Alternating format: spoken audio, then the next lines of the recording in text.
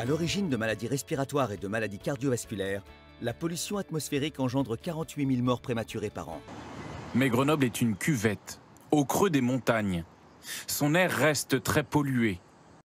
Les ZFE, vous en avez certainement entendu parler, ces zones à faible émission qui ne sont plus qu'à Paris, qui vont arriver dans de plus en plus de métropoles d'ici 2025. Mais finalement, qu'en pensent les Français, surtout qu'en pensent les automobilistes qui vont être concernés?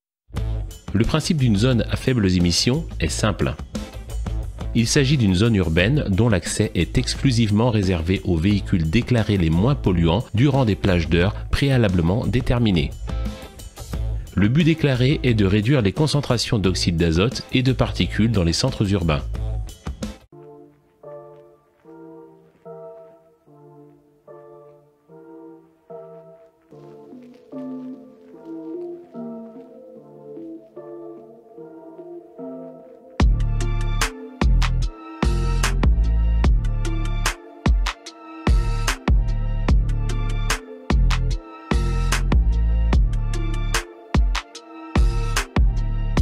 A donc décidé de créer le certificat qualité de l'air Crit'Air. Ce certificat permet de classer les véhicules en fonction du niveau d'émission de polluants, de l'âge du véhicule et de sa motorisation.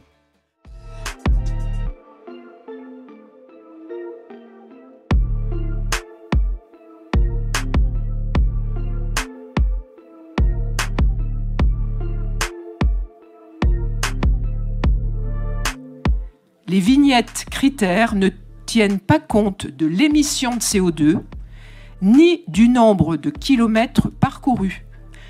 Le remplacement est sans aucun doute une bonne affaire pour les constructeurs automobiles. Mais cela ne réduira pas l'empreinte au sol et donc les embouteillages.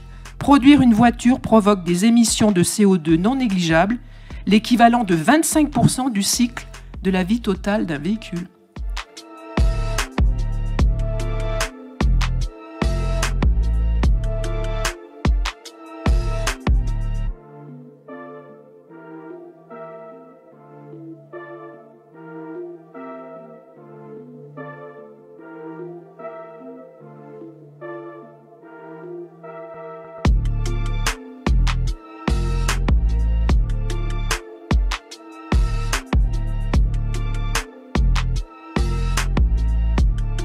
On est tous amnésiques ou on est déjà passé à autre chose? On sort des gilets jaunes. On vient d'avoir 2 ans de Covid. Les familles modestes et très modestes subissent de plein fouet le coût de l'énergie dans leur logement.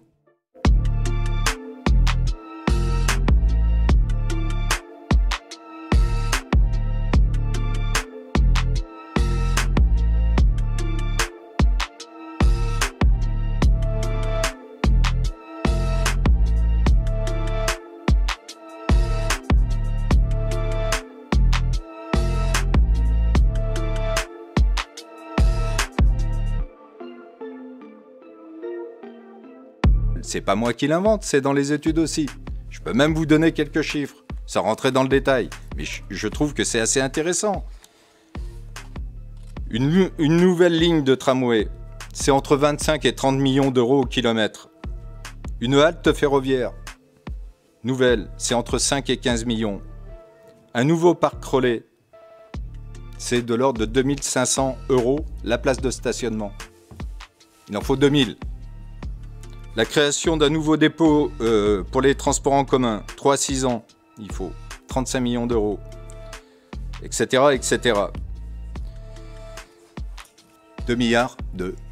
Ça, c'est la réalité.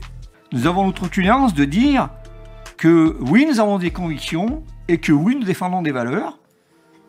Et en toute tranquillité, là aussi, nous avons le droit de penser que pour réussir la ZFE, il faille aller vers plus de gratuité dans les transports en commun. De même, nous avons le droit de dire que si l'État et la région n'aident pas significativement la métropole au financement du RER métropolitain, nous ne réussirons pas la ZFE.